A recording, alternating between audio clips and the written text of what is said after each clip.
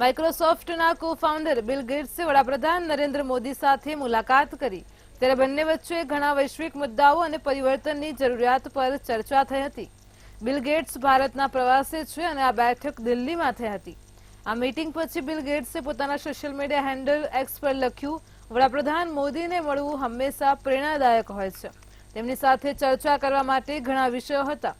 અમે artificial intelligence, મહિલા આગળિત વિકાસ, DPI, કૃષિ, આરોગ્ય અને આબોહવા અનુકૂલન અને દુનિયા ભારત પાસેથી શું શીખી શકે છે તે વિષય પર ચર્ચા કરી. પીએમ મોદી આ બેઠકને અદ્ભુત ગણાવી હતી. તેમણે પોતાના એક્સ પોસ્ટમાં લખ્યું છે કે આપણા ગ્રહના હિતમાં અને વિશ્વભરના લાખો લોકોને સશક્તિકરણ કરતા ક્ષેત્રોની ચર્ચા કરવી હંમેશા આનંદની વાત છે.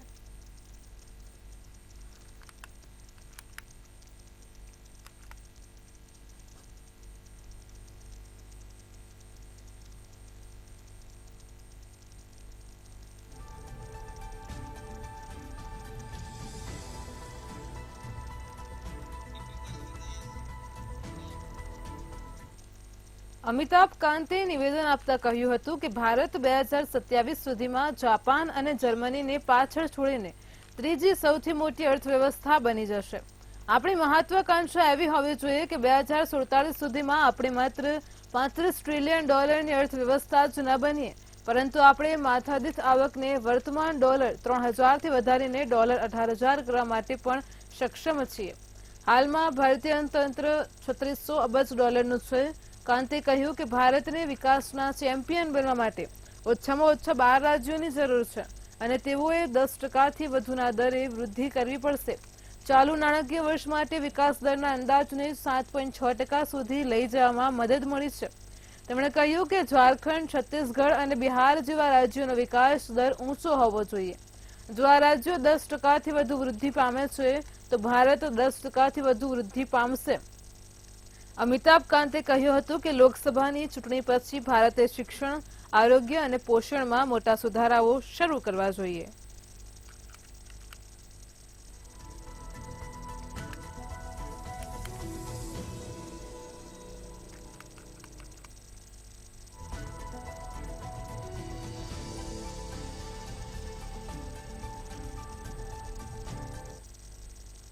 યુનાઇટેડ નેશન્સ દ્વારા જાહેર કરાયેલા ખોરાકના બગાડ અને ભૂખમરાના આંકડા જોઈને તમને આશ્ચર્ય થશે.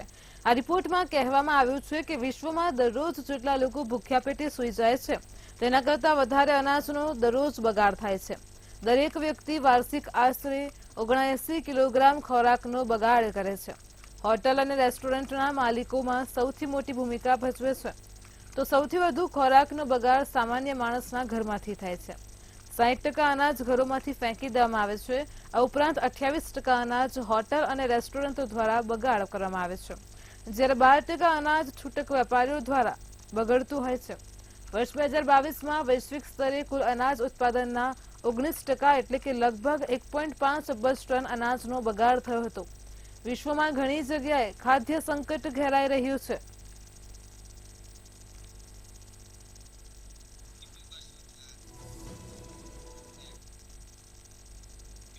દેશમાં હાઈવે પર અકસ્માતની ઘટનામાં સતત વધારો થઈ રહ્યો છે અને ત્યારે વધુ એક ભીષણ અકસ્માતની ઘટના શ્રીનગર જમ્મુ નેશનલ હાઈવે પર બની હતી, જેમાં શ્રીનગર જમ્મુ નેશનલ હાઈવે પર રામબન નજીક એક ભયાનક માર્ગ અકસ્માત થયો હતો. આ માર્ગ અકસ્માતમાં 10 લોકોના મોત થયા છે. અકસ્માતની માહિતી મળતાની સાથે જ પોલીસ, એસડીઆરએફ અને રામબન સિવિલની ક્યુઆરટી ટીમ ઘટના સ્થળે પહોંચી બચાવ કામગીરી શરૂ કરી હતી. રામબન જિલ્લામાં જમ્મુ શ્રીનગર નેશનલ હાઈવે પર એક એસયુવી કાર લપસીને ઉડી ખીણમાં પડી હતી અને ત્યારે કેબમાં મુસાફરી કરી રહેલા ઘણા મુસાફરોના મોતની આશંકા છે. આ દુર્ઘટના પર રાષ્ટ્રપતિ દ્રૌપદી મુર્મુ અને કેન્દ્રીય મંત્રી જીતેન્દ્રસિંહે શોક વ્યક્ત કર્યો હતો.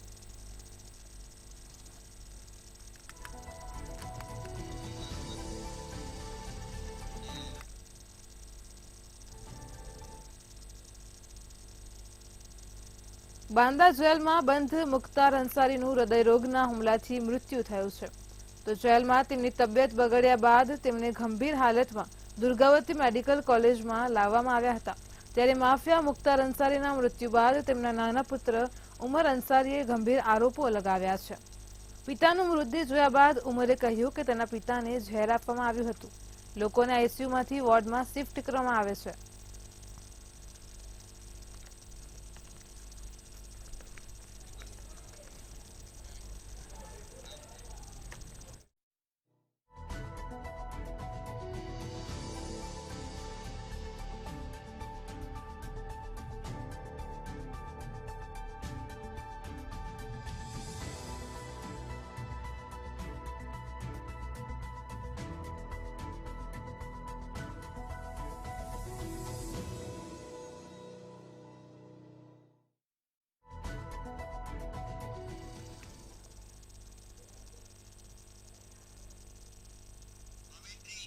બાંદા જેલમાં બંધ મુખ્તાર અંસારીનું હૃદયરોગના હુમલાથી મૃત્યુ થયું હતું। જેલમાં તેમની તબિયત બગડ્યા બાદ તેમને ગંભીર હાલતમાં દુર્ગાવતી મેડિકલ કોલેજમાં લાવવામાં આવ્યો હતો।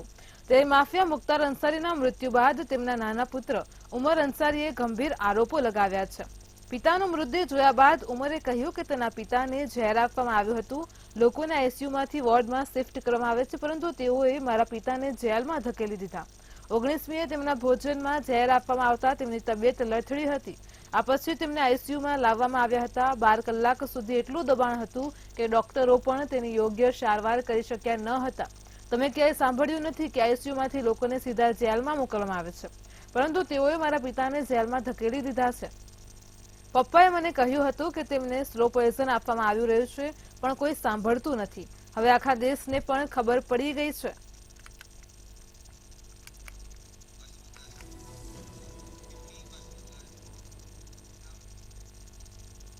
ભારતમાંથી શિક્ષિત અને કોમ્પ્યુટર નિષ્ણાંત યુવાનોને નોકરી અપાવવાના બહાને કંબોડિયા બોલાવવામાં આવે છે અને ત્યાં તેમને બનાવવામાં આવે છે સાયબર ગુલામીનો શિકાર। તો ઓડિશાના રાઉરકેલામાં આંતરરાષ્ટ્રીય સાયબર ફ્રોડ ગેંગ ઝડપાયા બાદ મોટા ખુલાસા સામે આવી રહ્યા છે। કેન્દ્રીય ગૃહ મંત્રાલયની ઊંડાણપૂર્વક તપાસ કરી અને ત્યારે મોટા અને ચોંકાવનારા ખુલાસા સામે આવ્યા છે। હરિયાણા, ગુજરાત, તેલંગાણા અને ગોવામાં સૌથી વધુ ફરિયાદો નોંધાય છે। ત્યાંના સાયબર ગુનાગારોમાં કંબોડિયામાં રહેતા આ લોકોને બળજબરીથી સાયબર સ્લેવરી કરવાનો પ્રયાસ કરી રહ્યા છે। 14સીમાં અત્યાર સુધીમાં 31 લાખથી વધારે ફરિયાદો મળી છે અને 66,000થી વધુ એફઆઈઆર નોંધવામાં આવી છે। તો જુલાઈથી અત્યાર સુધીમાં 2,95,461 સિમ કાર્ડ બ્લોક કરવામાં આવ્યા છે। 2,810 વેબસાઇટ બ્લોક કરવામાં આવી છે। 595 મોબાઈલ એપ્સ બ્લોક કરવામાં આવી છે।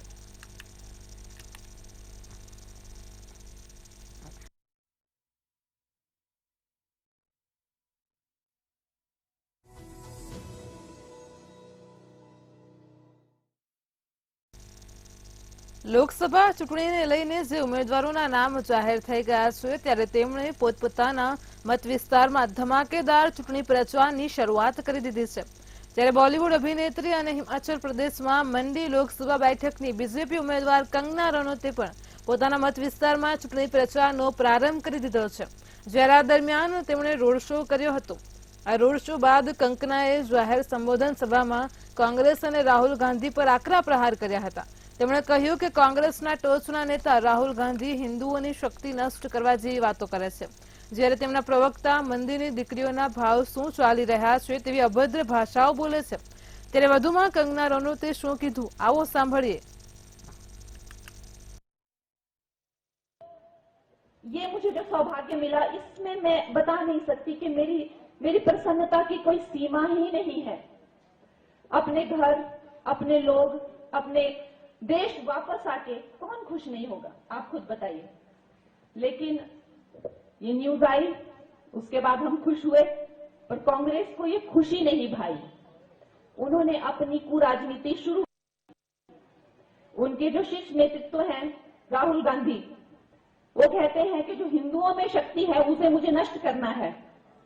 इस तरह की बातें करते हैं वो, जाहिर सी बात है। फिर उनके जो स्पोक्स पर्सन हैं वो कहते हैं कि मंडी की जो लड़कियां हैं उनके भाव चल रहे हैं। इस तरह की नीच और अभद्र बातें सुन के किसका दिल नहीं घबरा जाएगा। वो मंडी जिसका नाम ऋषि मांडव के नाम पर रखा गया है, वो मंडी जहां पे पराशर ऋषि ने इतनी तपस्या की, वो मंडी जहां शिवरात्रि का सबसे बड़ा मेला होता है, इस मंडी की बहन बेटियों के बारे में इस तरह की सोच रखना कितनी नीचता की बात है।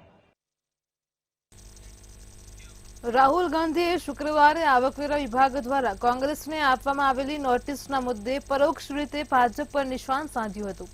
તેમણે તેમના અધિકારી તરફથી એક પોસ્ટમાં લખ્યું હતું કે આ મારી ગેરંટી છે. રાહુલ ગાંધીએ પોતાનો એક વિડીયો પણ શેર કર્યો છે, જેમાં તેઓ કહી રહ્યા છે કે જો આ સંસ્થાએ પોતાનું કામ કર્યું હોત તો સીબીઆઈએ તેનું કામ કર્યું હોત, જો ઈડીએ તેનું કામ કર્યું હોત તો આવું ન થયું હોત. તો તેઓએ એ પણ વિચારવું જોઈએ કે તેઓ જે કંઈ પણ કહી રહ્યા છે તે એક દિવસ ભાજપની સરકાર બદલાશે અને પછી પગલાં લેવાશે અને એવી કાર્યવાહી કરવામાં આવશે કે હું ખાતરી આપું છું કે આવી ફરી ક્યારેય નહીં થઈ હોય. અને તેથી તેઓએ પણ વિચારવું જોઈએ. ત્યારે વધુમાં રાહુલ ગાંધીએ શું કીધું, આવો સાંભળીએ. ये इंस्टीट्यूशंस अपना काम करते, अगर सीबीआई अपना काम करती, ईडी अपना काम करती तो ये नहीं होता. तो उनको ये भी सोचना चाहिए, ये जो सब कर रहे हैं, कि किसी ना किसी दिन बीजेपी की सरकार बदलेगी और फिर कार्रवाई होगी और ऐसी कार्रवाई होगी कि मैं गारंटी कर रहा हूं ये फिर से कभी नहीं होगा. तो उनको भी सोचना चाहिए. બાંગ્લાદેશની મુખ્ય વિપક્ષી પાર્ટીના નેતાઓ દ્વારા ચલાવવામાં આવી રહેલા ભારત વિરોધી અભિયાન વચ્ચે શેખ હસીના સરકાર ભારતમાંથી 50,000 ટન ડુંગળીની આયાત કરશે.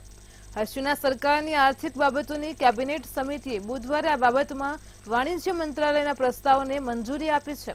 ઇન્ડિયા આઉટ કેમ્પેન વચ્ચે ડુંગળીની આયાત થશે તો શેખ હસીના સરકારનું આ પગલું એટલા માટે પણ મહત્વનું ગણાય છે કારણ કે બાંગ્લાદેશની બીએનપી અને તેના સહયોગી દળોના નેતાઓ ભારતના પ્રભાવને ખતમ કરવા માટે ઇન્ડિયા આઉટ કેમ્પેન ચલાવી રહ્યા છે. આ અંતર્ગત તેઓ બાંગ્લાદેશમાં ભારતીય વસ્તુઓનો બહિષ્કાર કરવાની અપીલ કરી રહ્યા છે. અગાઉ બીએનપી નેતા રૂહુલ કબીર રિઝવીએ કાશ્મીરી શાલ સળગાવી હતી, જે બાદ બાંગ્લાદેશના વડાપ્રધાન શેખ હસીનાએ નિશાન સાધતા કહ્યું હતું કે શું તેઓ ભારતીય મસાલા વગરનું ભોજન ખાઈ શકે છે. શેખ હસીનાએ એમ પણ કહ્યું હતું કે જ્યારે તેઓ તેમની પાર્ટી ઓફિસની સામે તેમની પત્નીઓની ભારતીય સાડીઓ બાળશે અને ત્યારે જ સાબિત થશે કે તેઓ ખરેખર ભારતીય ઉત્પાદનોનો બહિષ્કાર કરવા માટે પ્રતિબદ્ધ છે.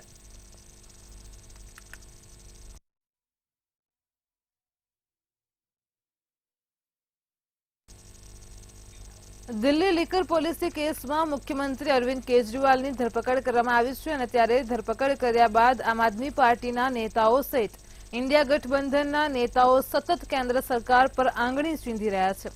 તો બીજી તરફ ભાજપના ઘણા નેતાઓ પણ વિપક્ષના આક્ષેપનો વળતો જવાબ આપી રહ્યા છે. ત્યારે કેન્દ્રીય મંત્રી હરદીપસિંહ પુરીએ પણ જેલમાં બંધ કેજરીવાલ અને તેમની પત્ની સુનીતા કેજરીવાલ પર કટાક્ષ કર્યો છે.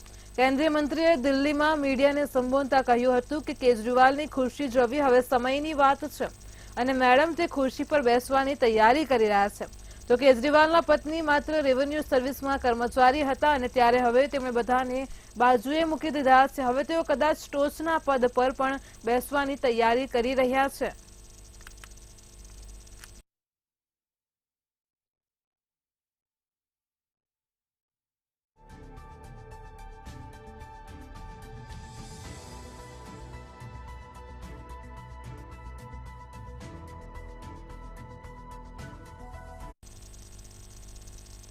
જાપાનમાં કોલેસ્ટ્રોલ ઓછું કરવા માટેની દવા હાર્ટના દર્દીઓ માટે આફત બનીને આવી છે. આ દવા લીધા બાદ 2 લોકોના મોત થયા છે અને 100થી વધારે લોકોને હોસ્પિટલમાં દાખલ કરવા પડ્યા છે. આ ઘટના બાદ દવા બનાવતી કંપની પર ઘણા સવાલો ઉભા થયા છે. કોબાયાશી ફાર્માસ્યુટિકલ નામની કંપનીએ કહ્યું હતું કે દર્દીઓ બીમાર પડવાની ઘટના બાદ 5 પ્રકારની દવાઓ બજારમાંથી પાછી ખેંચવામાં આવી છે અને કંપની દવાઓની તપાસ કરી રહી છે. અમે દવાથી પ્રભાવિત થયેલા લોકોથી માફી માંગીએ છીએ. આ દવાઓમાં બેનિકોઝી નામનું એક તત્વ નાખવામાં આવે છે જે કોલેસ્ટ્રોલનું પ્રમાણ ઓછું કરતું હોવાનું મનાય છે. પણ જાણકારોનું કહેવું છે કે દવામાં કેમિકલ પણ ભેળવવામાં આવતું હોવાથી ઓર્ગન ડેમેજ થવાનો ડર રહેતો હોય છે. તો દવાઓના કારણે મચેલા હાહાકાર બાદ જાપાનના આરોગ્ય મંત્રી નુનનુને કોબાયાશી ફાર્માસ્યુટિકલ કંપનીને વહેલી તકે તપાસનો અહેવાલ સરકારને સુપરત કરવાનો આદેશ આપ્યો છે. સાથે સાથે સરકારે પોતાની એજન્સીઓને પણ સમગ્ર દેશમાં આ દવાના કારણે કેટલા લોકોને અસર થઈ છે તેની જાણકારી એકત્રિત કરવા માટે પણ કહ્યું છે.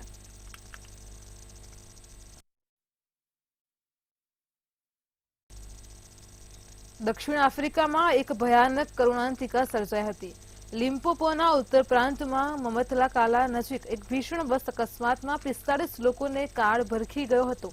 આ દુર્ઘટનામાં એકમાત્ર 8 વર્ષની બાળકીનો જીવ બચી ગયો છે. બાળકી ઇજાગ્રસ્ત થતા તેને હોસ્પિટલમાં એરલિફ્ટ કરવામાં આવી હતી. પરિવહન વિભાગે જણાવ્યું હતું કે બસ ડ્રાઈવરે નિયંત્રણ ગુમાવતા આ ગોઝારો અકસ્માત સર્જાયો હતો. બસ એક બ્રિજ પર લગાવેલા બેરિયર સાથે ધડાકાભેર ભટકાતા લગભગ 50 મીટરની ખાડીમાં ખાબકી હતી, જેના પછી બસમાં આગ લાગી ગઈ હતી. આ પેસેન્જર બસ ઈસ્ટર ઉપાસના માટે લોકોને બોત્સવાનાથી મોરિયા શહેર તરફ લઈ જઈ રહી હતી.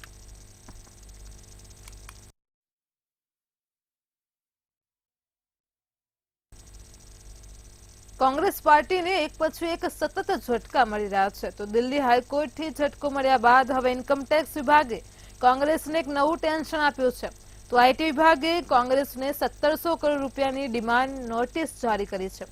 આવકવેરા વિભાગની તાજેતરની જ નોટિસમાં આ રકમ કોંગ્રેસ પાસેથી ટેક્સ તરીકે 2017-18 થી 2020-21ના આકારણી વર્ષ માટે દંડ અને વ્યાજની સાથે માંગવામાં આવી છે, અને જેના કારણે લોકસભાની ચૂંટણી પહેલા જ પાર્ટીની ચિંતામાં વધારો થયો છે. તો કોંગ્રેસે ગુરુવારે બેંક ખાતા ફ્રીઝ કરવા પર મોદી સરકાર પર આકરા પ્રહારો કર્યા હતા. કોંગ્રેસના પૂર્વ અધ્યક્ષ સોનિયા ગાંધીએ કહ્યું કે અમારા પૈસા બળજબરીથી છીનવાઈ ગયા છે. સરકાર કોંગ્રેસને અપાહિજ બનાવવાનો પ્રયાસ કરી રહી છે. તો રાહુલ ગાંધીએ કહ્યું કે અમારા બેંક ખાતા ફ્રીઝ કરવામાં આવ્યા છે, કોઈએ કશું કહ્યું નથી. 20% લોકો અમને મત આપે છે, પરંતુ અમે 2 રૂપિયા પણ ખર્ચી શકતા નથી. રાહુલે કહ્યું કે અમે પ્રચાર કરી શકતા નથી, આપણા નેતાઓ ફ્લાઇટમાં જઈ શકતા નથી, તેઓ ટ્રેનમાં પણ જઈ શકતા નથી. તો બીજી તરફ કોંગ્રેસના નેતા અજય માકને દાવો કર્યો હતો કે કોંગ્રેસ તેના પાર્ટી ફંડનો ઉપયોગ કરવામાં સક્ષમ નથી, પ્રચાર કરવા સક્ષમ નથી. આ કેવા પ્રકારની લોકશાહી છે? તેઓ અમારી સામે 30-35 વર્ષ જૂના કેસ ખોલીને અમને પૈસા વાપરવા દેતા નથી.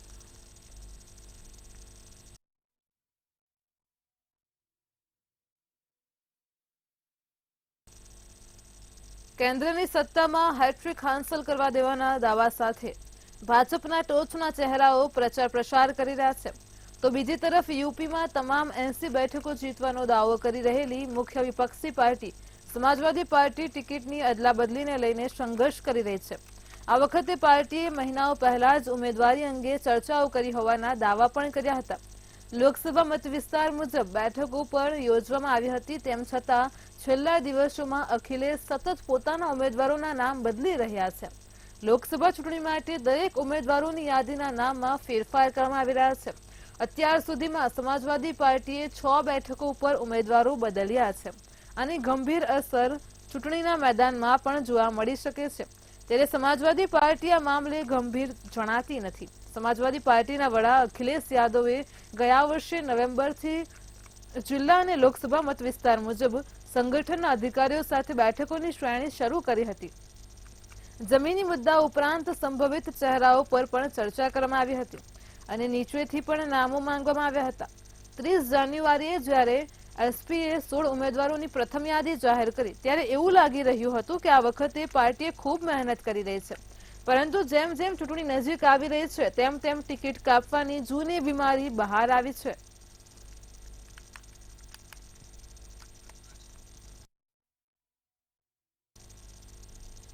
ઉત્તર પ્રદેશની બાંદા જેલમાં કેદ મુખ્તાર અંસારીનું ગુરુવારે રાત્રે હાર્ટ એટેકથી મોત થયું હતું. ઉલટીની ફરિયાદ અને બેભાન હાલતમાં મુખ્તારને જેલમાંથી રાત્રે 8:25 રાણી દુર્ગાવતી મેડિકલ કોલેજમાં લઈ જવામાં આવ્યા હતા, જ્યાં 9 ડોક્ટરોએ તેમની સારવાર કરી હતી, પરંતુ તેમને બચાવી શક્યા ન હતા. ત્યારે મુખ્તારના મોત બાદ બાંદામાં ભારે પોલીસ બંદોબસ્ત ગોઠવી દેવાયો છે. આ ઉપરાંત રાજ્યના તમામ જિલ્લાઓમાં પણ સુરક્ષામાં વધારો કરાયો છે. લખનઉ, કાનપુરથી લઈને મઉ, ગાઝીપુર તમામ જિલ્લાના પોલીસ અધિકારીઓને સુરક્ષા વધારવા આદેશ અપાયો છે. સંવેદનશીલ વિસ્તારોમાં પણ પોલીસ ફોર્સ તૈનાત કરવા અને પેટ્રોલિંગ વધારવા આદેશ આપી દેવાયો છે. તો બીજી તરફ મુખ્તાર અંસારીના મોત પર તેના નાના પુત્ર ઉમર અંસારીએ મોટો આરોપ લગાવ્યો છે અને કહ્યું છે કે તેના પિતાને સ્લો પોઈઝન આપવામાં આવ્યું છે અને મૃત્યુ ઘાટ ષડયંત્રના કારણે થયું છે. તો મોતના મામલે સ્વામી પ્રસાદ મૌર્યએ કહ્યું છે કે મુખ્તારનું મોત કુદરતી નથી, હત્યાનું કાવતરું છે. આ સાથે સમાજવાદી પાર્ટીના પ્રમુખ અખિલેશ યાદવે પણ પ્રતિક્રિયા આપી છે અને ગંભીર આરોપ લગાવીને યોગી સરકાર પર નિશાન સાધ્યું છે। ત્યારે બાંદાના ડીએમએ મુખ્તાર અંસારીના મોત મામલે તપાસના આદેશ આપ્યા છે।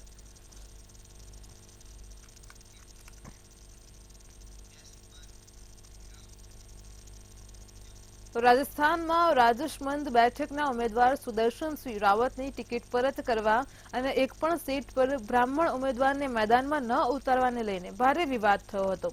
ત્યારે વિવાદ બાદ કોંગ્રેસે હવે નવેસરથી કવાયત શરૂ કરી છે। હવે કોંગ્રેસ પૂર્વ સ્પીકર સીપી જોશીને ભીલવાડાથી મેદાનમાં ઉતારવાની તૈયારી કરી રહી છે અને ભીલવાડાથી કોંગ્રેસના વર્તમાન ઉમેદવાર દામોદર ગુર્જરને રાજસ્થાનમાં શિફ્ટ કરવાનો પ્રસ્તાવ છે। તો સીપી જોશીના નામને ટૂંક સમયમાં જ મંજૂરી મળે તેવી શક્યતા છે। સીપી જોશી 2009 થી 2014 સુધી ભીલવાડાથી સાંસદ રહી ચૂક્યા છે, તેથી તેમના નામ પર પુનઃ વિચાર કરવામાં આવ્યો છે।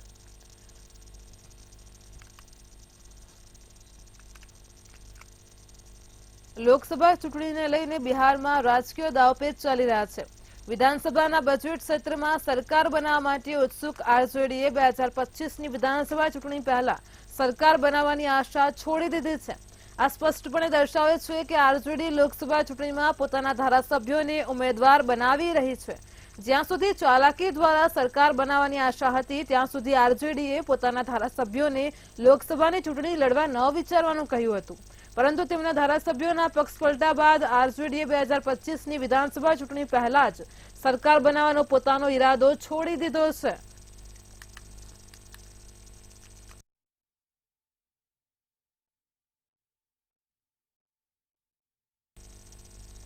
વડાપ્રધાન મોદી રાજકારણ માટે નબળા ગણાતા વર્ગોને મજબૂત કરીને ચૂંટણીના પરિણામો ફેરવવામાં માહિર છે। તો ત્યારે વડાપ્રધાન નરેન્દ્ર મોદી મધ્યપ્રદેશમાં પોતાની આગવી શૈલીમાં એક નવો જનાધાર બનાવી રહ્યા છે। મધ્યપ્રદેશમાં ભાજપે 50% એસટી કોટાની ટિકિટ મહિલાઓને આપી છે અને દાયકાઓથી ઉપેક્ષિત આ આદિવાસી વર્ગ હવે રાજકારણની મુખ્ય ધારા સાથે જોડાઈ રહ્યો છે। હવે આદિવાસી મહિલાઓના નેતૃત્વને પણ બળ મળી રહ્યું છે।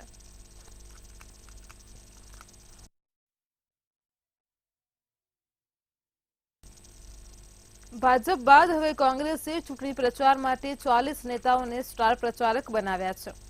તો ચૂંટણી પંચને મોકલવામાં આવેલા પ્રચારકોની યાદીમાં અડધા નેતાઓ રાજસ્થાનના છે અને જ્યારે બાકીના અડધા કેન્દ્રીય સ્તરના નેતાઓ છે। સ્ટાર પ્રચારકોમાં કોંગ્રેસ અધ્યક્ષ મલ્લિકાર્જુન ખડગે, પૂર્વ પ્રમુખ સોનિયા ગાંધી, રાહુલ ગાંધી, રાષ્ટ્રીય મહાસચિવ પ્રિયંકા ગાંધી, કન્હૈયા કુમાર સહિત 21 કેન્દ્રીય નેતાઓનો સમાવેશ થાય છે। રાજસ્થાનના જે 19 નેતાઓને સ્ટાર પ્રચારક બનાવવામાં આવ્યા છે તેમાં પ્રદેશ પ્રમુખ ગોવિંદસિંહ દોતાસરા, પૂર્વ સીએમ અશોક ગેહલોત, રાષ્ટ્રીય મહાસચિવ સચિન પાયલટ, વિપક્ષના નેતા ટીકારામ જૂલી, સીપી જોશી, મોહન પ્રકાશ, હિમારામ ચૌધરી, રઘુ શર્મા, હરીશ ચૌધરી સહિતનો સમાવેશ થાય છે। તો ધારાસભ્યો સાથે સ્ટાર પ્રચારકની જવાબદારી પણ તેમને સોંપવામાં આવી છે। સ્ટાર પ્રચારકોમાં રાજ્ય પ્રભારી અને સહપ્રભારી પણ સામેલ છે।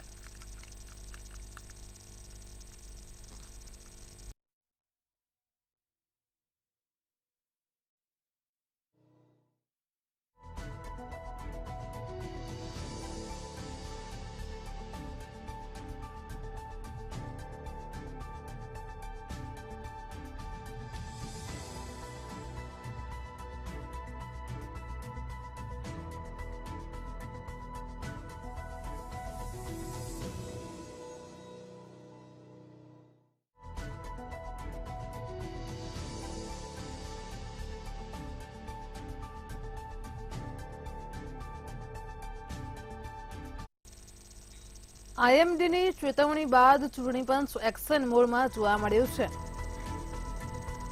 તો મતદારોને હીટવેવથી બચાવવા એડવાઇઝરી જાહેર કરી છે।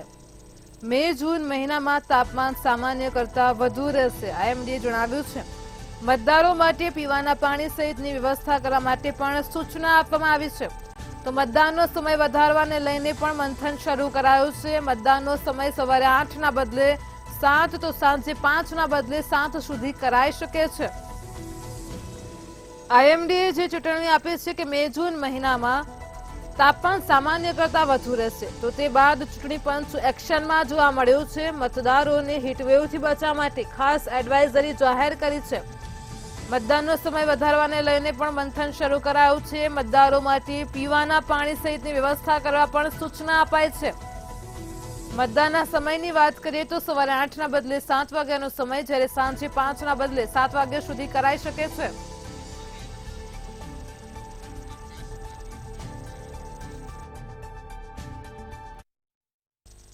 આકાશમાં દેખાય છે ભારતની તાકાત। તો ભારતની વધુ એક તાકાત જોવા મળી છે। સ્વદેશી ફાઇટર પ્લેને સફળ ઉડાન ભરી છે। તો સ્વદેશી તેજસ MK-1A ફાઇટર પ્લેનની સફળ ઉડાન થઈ છે। બેંગલુરુમાં તેનું સફળ ટેસ્ટિંગ કરવામાં આવ્યું છે। 15 મિનિટ સુધી તેનું ટેસ્ટિંગ કરાયું છે। સ્વદેશી ફાઇટર પ્લેનની સફળ ઉડાન ભરી છે। આ પ્લેન 43.4 ફૂટની લંબાઈ અને 14.5 ફૂટની ઊંચાઈ ધરાવે છે। તો મહત્તમ 2200 કિલોમીટર પ્રતિ કલાકની ઝડપે તે ઉડી શકે છે।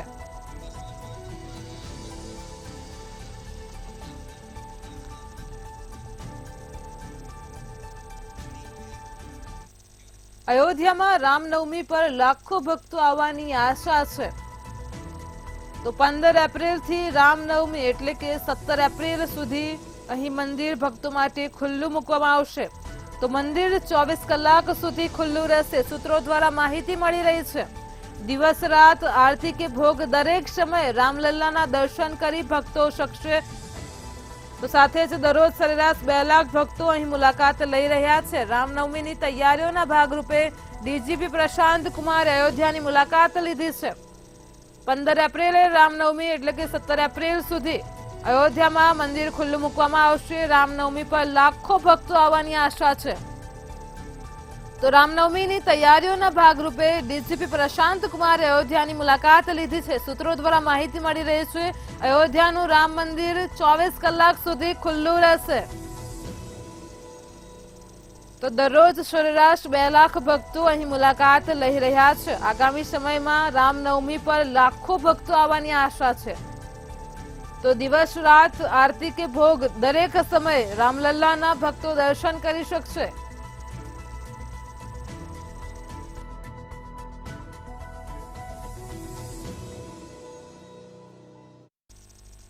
ઇન્ડિયા એટ 9 માં હાલ આટલું જ। વધુ સમાચાર માટે જોડાયેલા રહો મંતવ્ય ન્યૂઝ સાથે। નમસ્કાર।